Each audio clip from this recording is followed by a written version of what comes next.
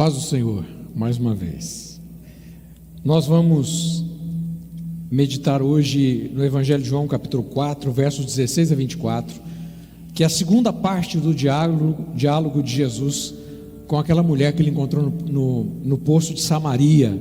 No domingo passado, nós estamos nesta exposição do livro de João, desde o mês de abril. Então essa é a 12ª mensagem. Nós vamos por todo o Evangelho de João com esse tema, conhecendo Jesus. Eu tenho certeza que você vai conhecer mais de Cristo. Na semana passada nós falamos do primeiro diálogo que a samaritana teve com Jesus, o fato de Jesus fazer ou ir propositadamente passar por Samaria. Ele não deu a volta como a maioria dos judeus faziam, saindo da Judéia para ir para o sul. Ele passou por Samaria, e lá a Bíblia diz que ele se encontrou com uma mulher no poço, meio-dia. Jesus tinha caminhado 40 quilômetros, debaixo de um sol escaldante, estava com sede, estava o poço de Jacó. Jesus manda os seus discípulos para a cidade, e senta-se no poço, e uma mulher vai tirar água, ao meio-dia. E no diálogo da semana passada, nós pudemos ver que Jesus fala com essa mulher, e Jesus fala da verdadeira água. Ele está falando dele, né? Você vê que Jesus não estava nem aí com os preceitos e conceitos religiosos da época, porque um judeu não podia tomar água num vasinho lá que eles usavam para pegar a água, né? Aquele balde, não podia tomar água ali, porque Jesus era judeu. E a mulher falou assim: como é que você, sendo judeu, você pede para tomar água aqui? Você vai se tornar impuro. Porque o judeu achava o samaritano, ou qualquer pessoa que tivesse contato com o samaritano, ia tornar-se impuro. E Jesus fala: não, eu tenho uma água que eu tenho para te dar, que se você beber dessa água, nunca mais você vai ter sede. E a mulher falou assim: dá essa água para mim, eu quero essa água. Ela achava que Jesus estava falando de uma água especial, mas Jesus na verdade estava falando dele mesmo. Depois mais para frente, nós vamos ver aqui ainda na exposição de João, que Jesus vai dizer: eu sou a água da vida, eu sou a água, e quem bebe dessa água nunca mais vai ter sede. Mas não era sede humana, era sede de Deus. Assim como a corça suspira pelas correntes das águas, a minha alma tem sede de ti. A gente nasce com sede de Deus, e só Jesus pode saciar essa sede, amém? Então vamos ler o texto que continua esse diálogo, e na verdade na semana que vem nós ainda vamos terminar a terceira parte do final do diálogo de Jesus com a samaritana. Aqui é tão rico, irmãos, é tão rico, o relato da palavra de Deus é tão rico que não dá para a gente deixar passar muita coisa, né? E aí diz o texto, João capítulo 4, versos 16 a 24: e ele disse: vai, chame seu marido. Não tenho marido, respondeu ela. Disse-lhe Jesus: você falou corretamente, dizendo que não tem marido. O fato é que você já teve 5, e o homem com quem vive não é o seu marido. O que você acabou de dizer é verdade. Nós paramos aqui no domingo passado, eu só peguei para a gente retomar o assunto. Aí a mulher disse o seguinte: Senhor, vejo que é profeta. Nossos antepassados adoraram neste monte, mas vocês, judeus, dizem que Jerusalém é o lugar onde se deve adorar. Jesus declarou: crê em mim, mulher, está próxima a hora em que vocês não adorarão o Pai nem neste monte e nem em Jerusalém. Vocês, samaritanos, adoram o que não conhecem. Nós adoramos o que conhecemos, pois a salvação vem dos judeus. No entanto, está chegando a hora, e de fato já chegou, em que os verdadeiros adoradores adorarão o Pai em espírito e em verdade. São estes os adoradores que o Pai procura. Deus é espírito, e é necessário que os seus adoradores o adorem em espírito e em verdade. Bendita seja a palavra do Senhor, que ela fale ao nosso coração, que ela nos ensine mas que não fique simplesmente na área do nosso conhecimento, que ela possa ser colocada em prática nas nossas vidas a partir de hoje, a partir do momento dessa exposição. Só para relembrar um pouquinho, Jesus, nessa hora da conversa, Jesus levanta uma questão moral da mulher. Tudo isso faz parte, irmãos, que a gente tem que ver o texto pelo contexto, não só pelo bloco que a gente leu, pelo contexto. E Jesus levanta uma questão moral dessa mulher. E ele diz para a mulher: bom, vai buscar o seu marido. E ela diz assim: eu não tenho marido. E Jesus falou assim: é verdade. O fato é que você já teve 5.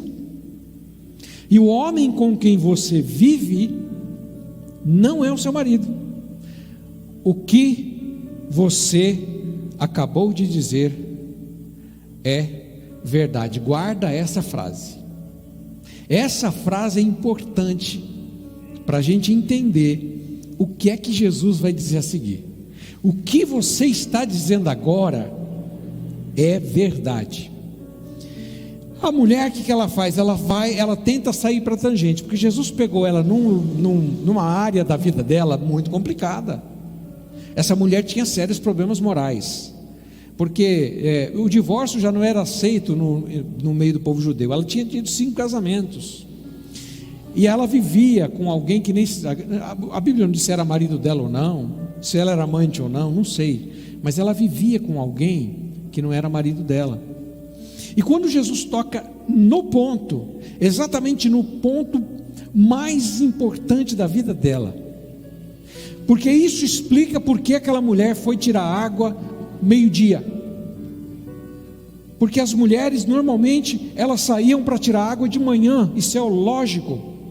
É ir de manhã tirar água, para quê? Para abastecer a casa, para fazer almoço, para tomar banho, enfim. As mulheres iam de manhã no poço para tirar água.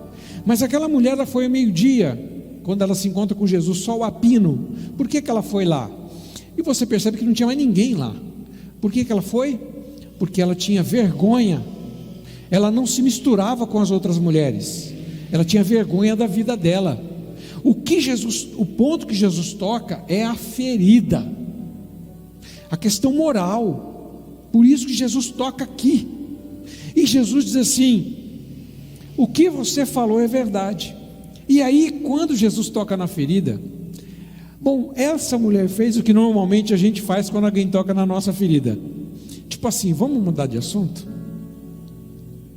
Foi o que ela fez. Ela saiu pela tangente. Porque ela diz assim, na verdade, o que ela vai levantar aqui? Ela vai levantar uma questão que era uma questão de orgulho nacional em Samaria. Era uma questão de orgulho nacional. Ela fala assim: os nossos antepassados adoraram nesse monte. E isso era uma questão de orgulho para o samaritano. E é verdade. A grande questão é: devo adorar em Jerusalém ou no Monte Gerizim? Ela tinha razão, porque Abraão adorou no Monte Gerizim, Jacó adorou no Monte Gerizim.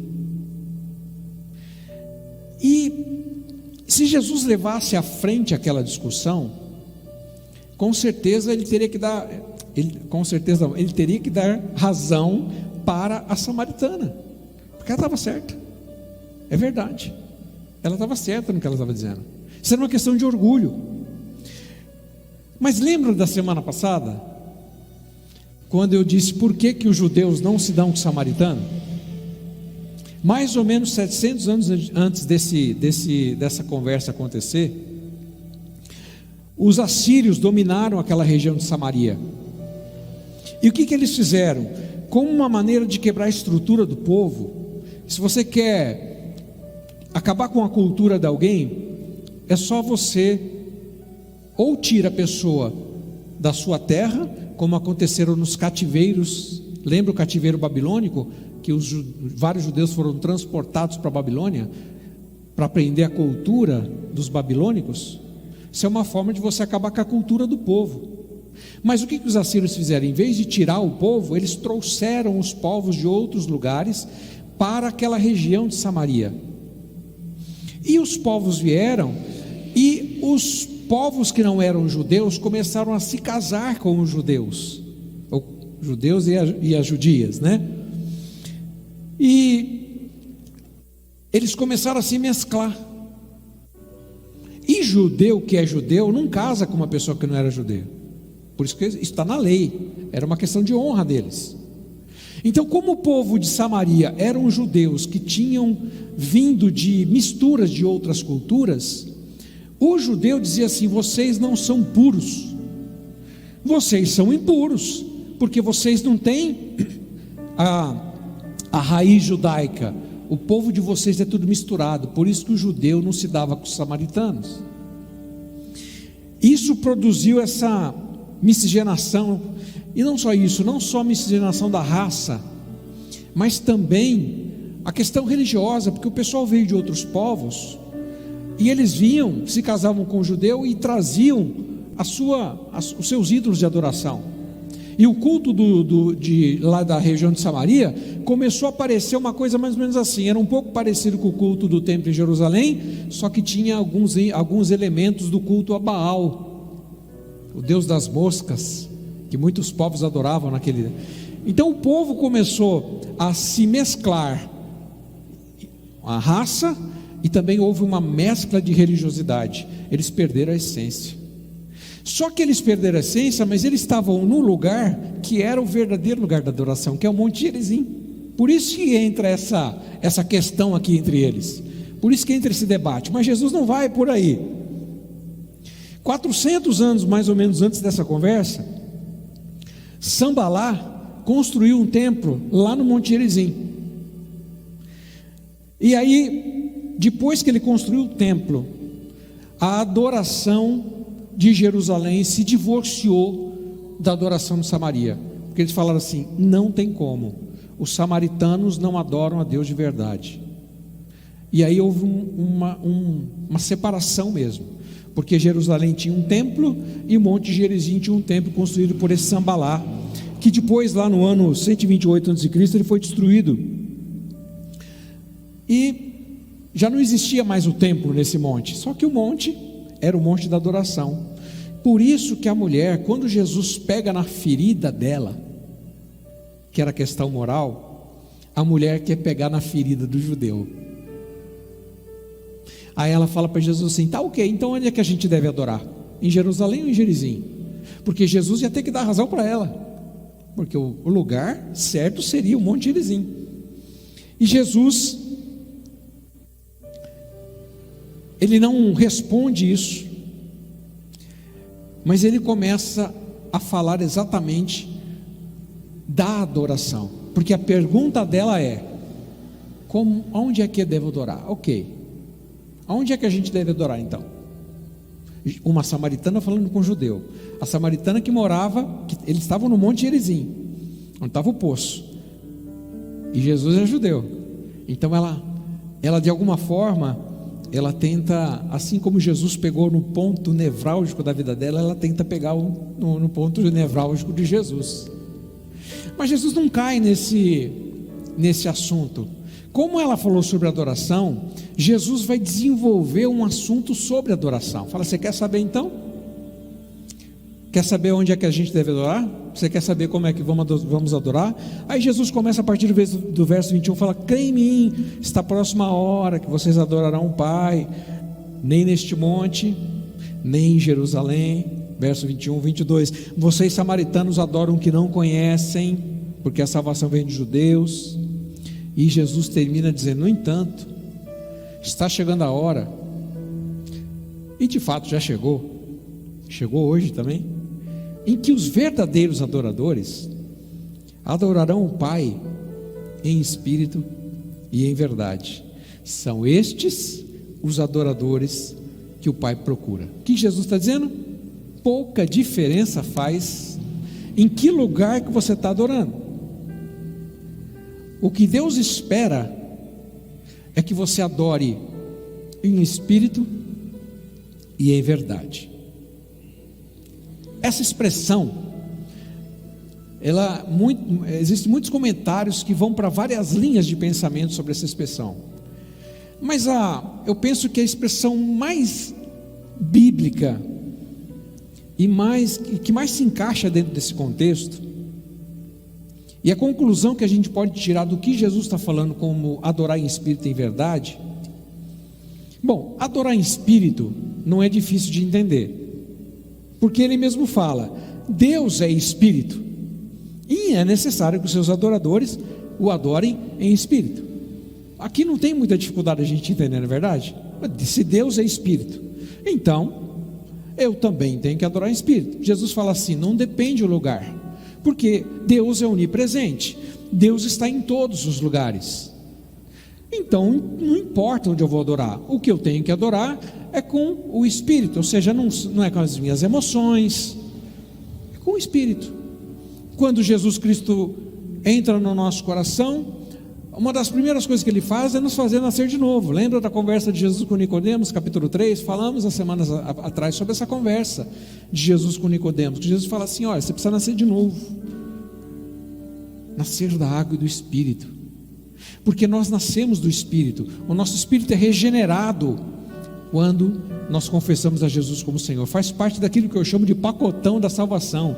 É a regeneração, a justificação, que é o perdão dos nossos pecados, e a adoção, passamos a fazer parte da família de Deus. Essas três coisas acontecem, não sei a ordem, mas simultaneamente, naquele dia, naquele momento em que você disse para Jesus: eu te confesso como Senhor da minha vida, a partir de agora o Senhor é Senhor, estou entregando a minha vida para o Senhor, a partir de agora eu quero viver com Cristo. Nesse dia, nesse exato momento, você nasceu de novo, e o nascimento é regeneração espiritual. E aí nós temos condição de adorar a Deus em espírito, porque o próprio Espírito de Deus passa a morar no nosso coração. Então não é difícil entender o que Jesus está querendo dizer aqui sobre adorar em espírito. Agora, quando Jesus usa a expressão verdade, aí a gente tem que ir para o texto de novo, para a gente entender. Adorar em espírito, ou seja, Deus não está limitado a lugar nenhum. Deus é espírito. Aonde você quiser adorar, você adora na sua casa, você adora no seu trabalho, você adora dirigindo o carro, você adora em qualquer lugar, adora na igreja também, você pode adorar em qualquer lugar, porque Deus é espírito e Deus é onipresente, está em todos os lugares. Então beleza. Mas o que Jesus quer dizer aqui quando ele fala de verdade? A primeira coisa que nós temos que entender é que Jesus destaca a expressão verdadeiros adoradores. Chama atenção. Por que Jesus fala verdadeiros adoradores? Se ele fala que existem os verdadeiros, é porque também existem os falsos. A conversa já está ficando um pouco mais intensa.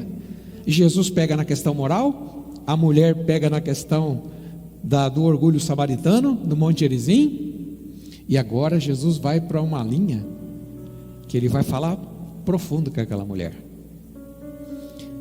Verdadeiro adorador. O que ele quer dizer? Aquela mulher podia ser a maior adoradora, porque ela era alguém que gostava de adorar. Ela citou isso, foi o assunto que ela saiu da tangente. E muitos pensam que adorar a Deus está de alguma forma limitado ao ambiente. Eu já disse que não está limitado às nossas emoções, não está limitado à forma como a gente adora, porque às vezes a gente vê na igreja assim e fala assim: poxa, a pessoa está adorando, está assim, ó. Essa é a posição da adoração. Deixa eu me ajeitar aqui, não é? Põe no Google assim, adoração, você vai ver um monte de imagem assim. Parece que essa é a expressão da verdadeira adoração. João Alexandre, que é um compositor fantástico e cantor, já esteve conosco aqui várias vezes. Ele fala que isso aconteceu no Rio de Janeiro, que estava acontecendo um culto e estava o pessoal assim. E aí diz que o pastor falou assim, o ministro louvor falou assim: gente, para, estátua, todo mundo para do jeito que está. Aí ficou um monte de gente assim, fica desse jeito, não mexe. Aí o ministro desceu do púlpito, pegou e colocou o microfone na boca de algumas pessoas. O que você estava pensando exatamente agora? Alguns disseram, não, eu estava pensando na grandeza de Cristo. E teve uma pessoa muito sincera, que estava assim, e aí o pastor colocou o microfone na boca. O que você está pensando agora? Ele falou assim, olha, eu estava olhando aquela lâmpada, é muito alto, eu estava imaginando o que ia acontecer se aquela lâmpada queimasse, como que ia trocar aquela lâmpada lá em cima. E ele estava assim, ó, a música cantando, e ele assim, que tamanho de escada que tem que arrumar para tocar essa lâmpada? Então não é a expressão do corpo, porque a expressão do corpo pode não mostrar o que está acontecendo no nosso coração. Jesus pega, irmãos, num ponto muito profundo. Sabe o que ele quer dizer para aquela mulher? Você nunca vai conseguir ser verdadeira adoradora. Sabe por quê? Porque você vive em pecado. Aqui que ele pega. Você nunca vai conseguir, não. Porque o verdadeiro adorador anda na verdade, não anda no pecado. A conversa foi para esse nível. Esse nível foi a conversa de Jesus com aquela mulher. Você não vai se conseguir, não. Porque os verdadeiros adoradores adoram em verdade, são aqueles que andam na verdade de Deus. Aquela mulher nunca poderia ser ela podia ser uma adoradora, mas nunca uma verdadeira adoradora, porque ela estava em pecado, ela estava em adultério. Jesus fala, você já teve 5 maridos, né? E o homem que você está agora não é seu marido. Em João capítulo 14, verso 17, Jesus diz assim: o Espírito de verdade, que o mundo não pode receber, porque não o vê nem o conhece, mas vós o conheceis, porque habita em vós e estará conosco. Olha a expressão, Espírito de verdade. Se o Espírito Santo está habitando no nosso coração, Ele espera que nós vivamos uma vida verdadeira, uma vida na luz, uma vida que a gente não tem nada que esconder, porque se a gente tem algo que esconder, a gente não vai conseguir ser verdadeiro adorador nunca. É a primeira parte que Jesus pega. Jesus vai fundo. A impressão que dá é que o assunto mudou, mas o assunto não mudou não. Ela não falou sobre adoração? Ok, Jesus fala assim, Deus procura verdadeiros adoradores. E ela entendeu. Ela entendeu o que Jesus quis dizer para ela. Falou assim, você é profeta? Você é profeta. Irmãos, às vezes nós mentimos muito enquanto nós cantamos. A gente não é verdadeiro. Quando você cantou essa música, eu me rendo aos teus pés, és tudo que eu preciso para viver. É verdade? Eu me lanço aos teus braços, onde encontro o meu refúgio. Jesus, eis-me aqui. Você está mesmo dizendo eis-me aqui? Você está disposto aí a dizer o que, a trabalhar para o Senhor? Você percebe como às vezes nós estamos cantando, e aí Deus está nessa hora reconhecendo quem são os verdadeiros adoradores e quem não são, porque Ele conhece a nossa vida. Esse é o assunto, irmãos, que Jesus fala com essa mulher aqui. Se a sua vida não respaldar o que você canta para Deus, nunca você vai conseguir ser o verdadeiro adorador. A tua vida tem que respaldar, dar a base e o respaldo. Por isso que em Mateus capítulo 15, verso 8, Jesus cita o profeta Isaías. Ele diz assim: este povo me honra com os lábios, mas o seu coração está longe de mim. Aquele povo cantava, orava, adorava, mas estava com o coração longe de Deus. Aqui é o ponto que Jesus pega. Para ser verdadeiro adorador, eu tenho que viver na verdade de Deus, na luz. Não posso andar nas trevas, eu tenho que andar na luz. A segunda coisa que você vai ver ainda nessa conversa de Jesus é que o conhecimento de Deus é a base da verdadeira adoração. Porque Jesus fala assim: vocês samaritanos adoram o que não conhecem, nós adoramos o que conhecemos, pois a salvação vem dos judeus. Por que Jesus fala isso? Porque no credo samaritano, O credo samaritano, ele tinha 5 pontos. Era o que os samaritanos criam. Isso já veio de toda aquela mescla e de todo aquele BO que tinha acontecido há 700 anos atrás. Eles criam que existia um único Deus. Eles criam que Moisés é o profeta. Eles não aceitavam outro profeta a não ser Moisés.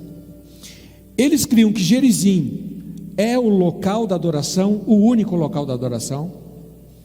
Eles criam que haveria de chegar um dia em que todas as pessoas deveriam ser julgadas e recompensadas.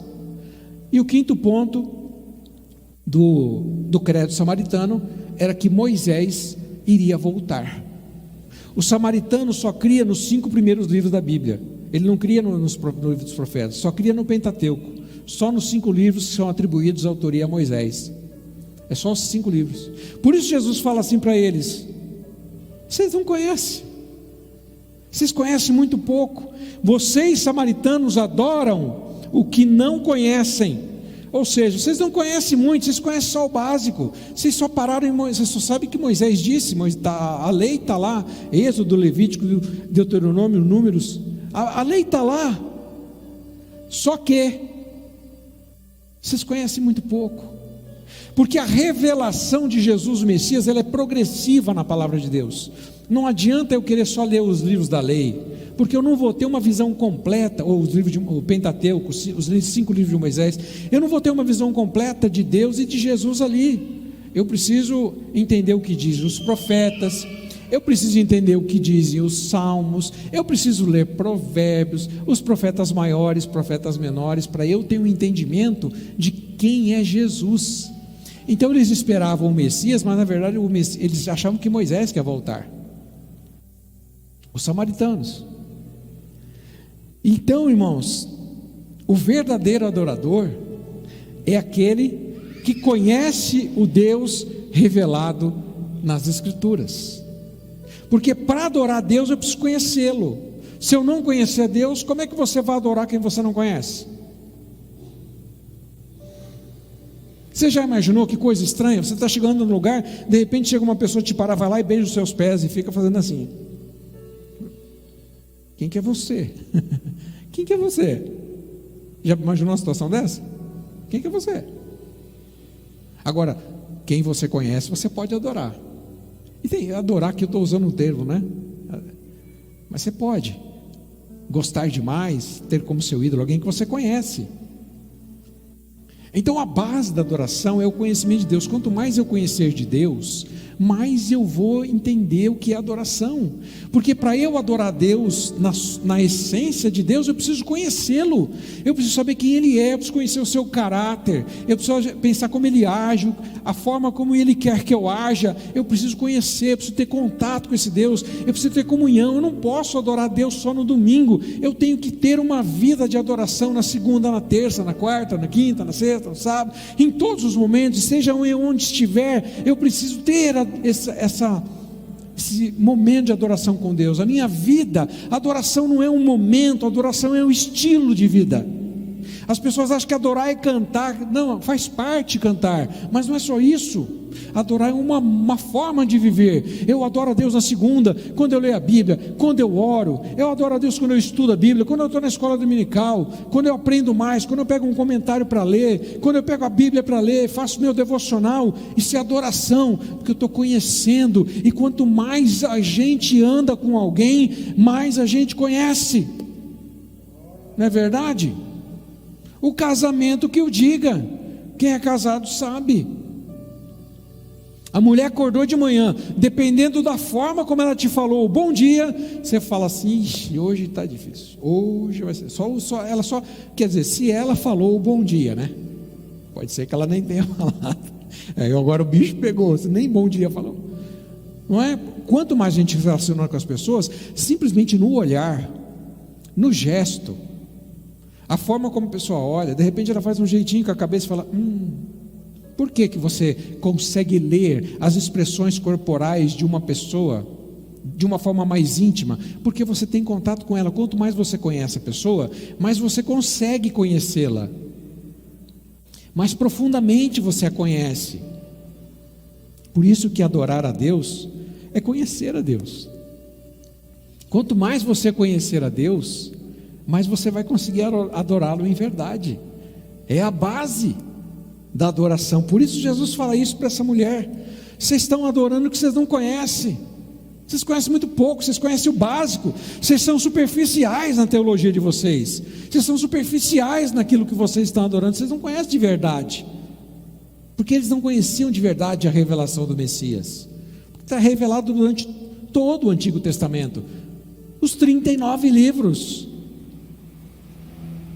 Então nós entendemos que Jesus está dizendo para essa mulher: você precisa conhecer a Deus, caminhar com Ele todo dia, conversar com Ele todo dia, orar, ler a Bíblia, estudar a palavra, para você entender quem é Deus. E quanto mais você conhecer Deus, mais você vai conseguir adorá-lo. E a última coisa que Jesus fala para essa samaritana é que a experiência com Deus é a essência. A experiência é a essência. Se o conhecimento é a base, a experiência é a essência. Quando Jesus falou àquela mulher, no verso 14: mulher, eu tenho uma água que, se você beber, nunca mais você terá sede. O que ele quer dizer com isso? Você conhece pouco, mas não é o conhecimento, só o conhecimento que vai fazer a diferença, é a experiência. Jesus está querendo dizer assim: bebe da minha água, me experimenta, que você vai ver o que é a água da vida. Me experimenta. É isso que Jesus está falando para ela: experiência com Deus.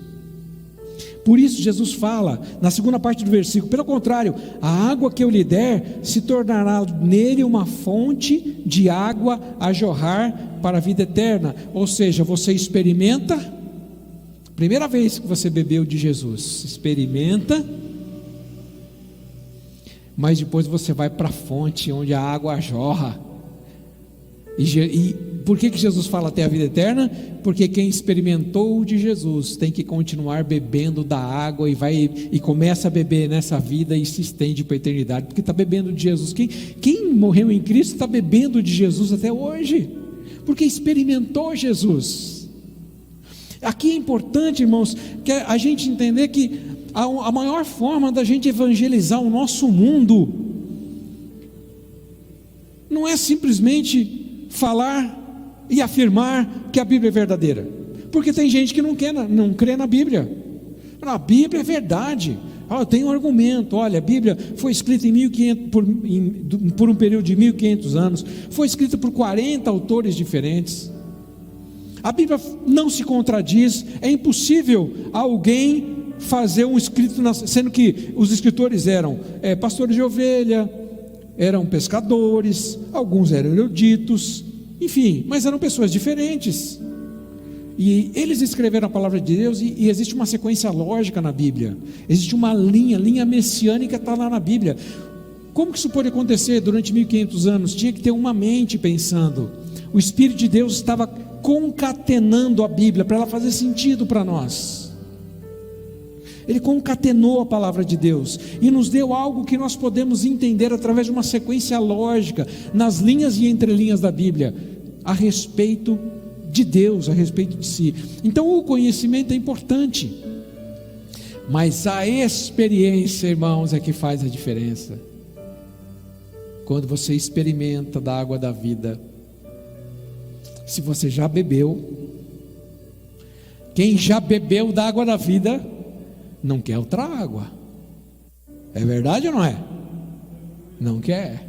Quem experimentou Jesus não larga, gente. Quem experimentou de verdade não larga. Não larga não.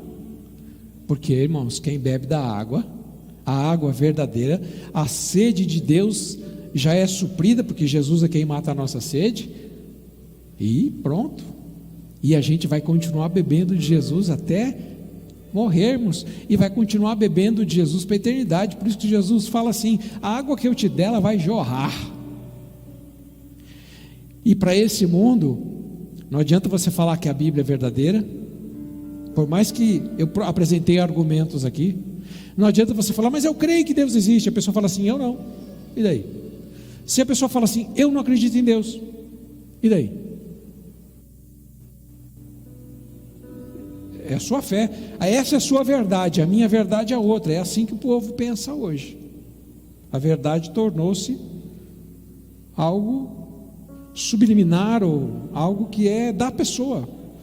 Você não pode ingerir na minha verdade. Eu tenho a minha verdade, você tem a sua. Você crê em Deus, eu não creio. Mas como é que você pode provar para as pessoas? Tem um jeito de você provar que Deus existe. Tem um jeito. Só tem um. Eu já contei para vocês uma ilustração. Alguns já ouviram, né? Mas como tem muitos que não ouviram, vale a pena ouvir de novo. Um ateu que estava desafiando as pessoas a provarem a existência de Deus.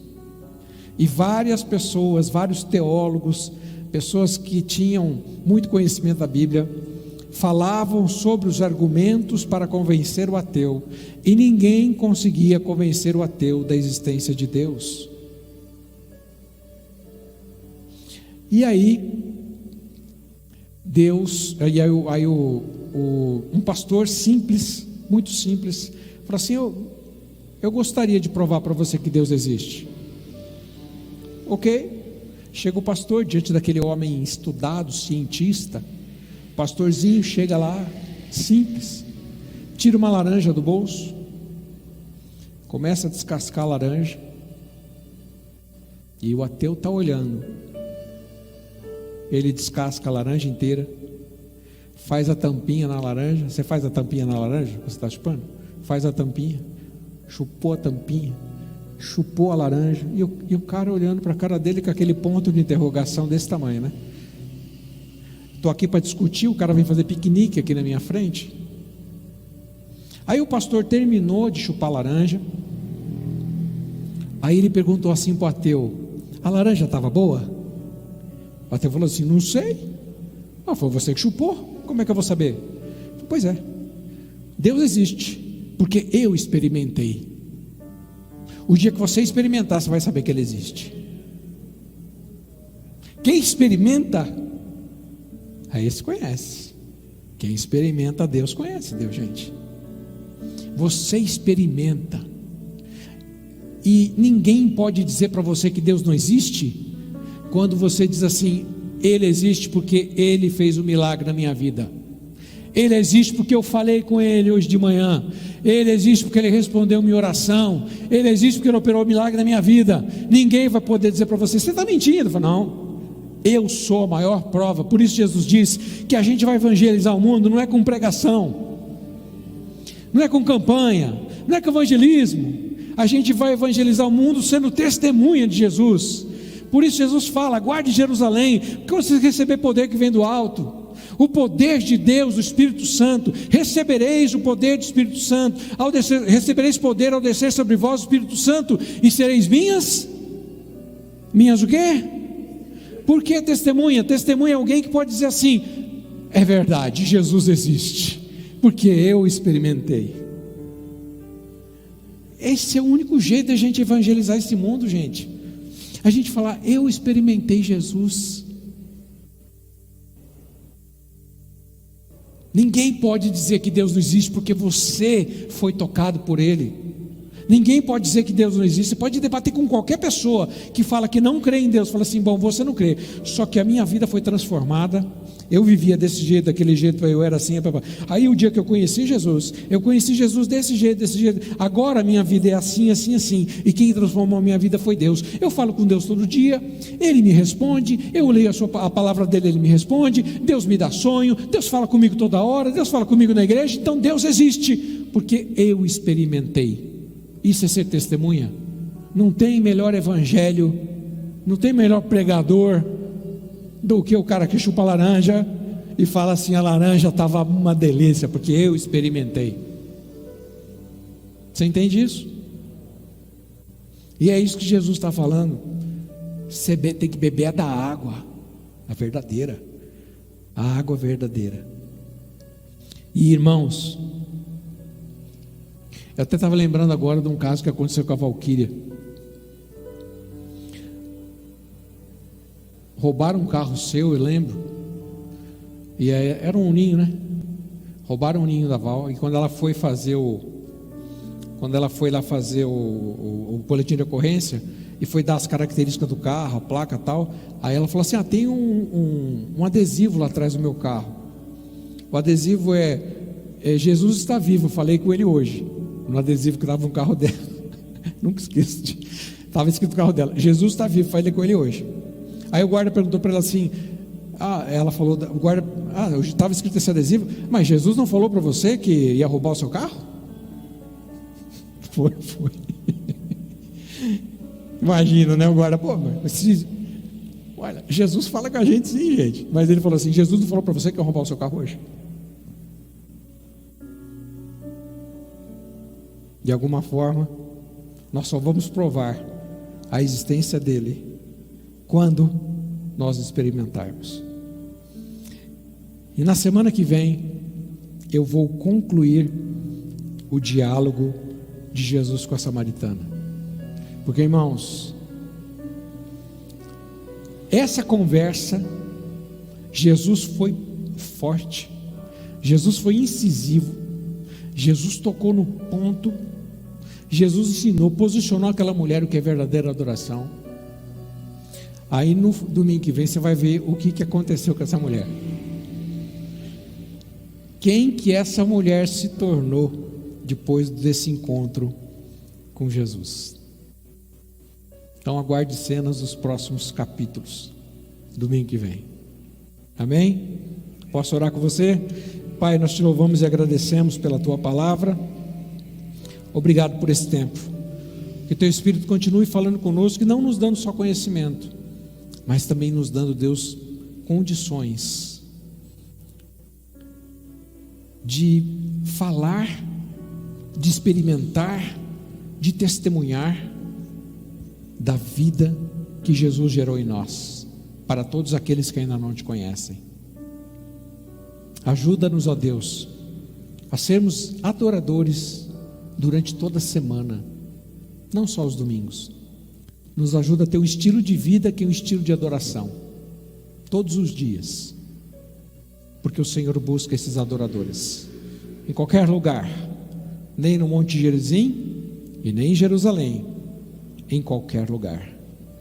Nos faz viver isso na nossa prática, em nome de Jesus.